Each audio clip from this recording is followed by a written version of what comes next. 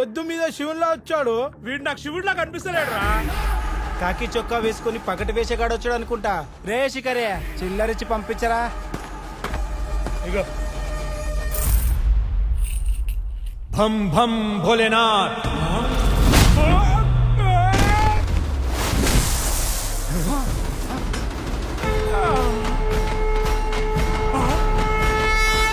ఇది విఐపి దర్శనం. కనిపించాడా రా శివుడు? స్వామి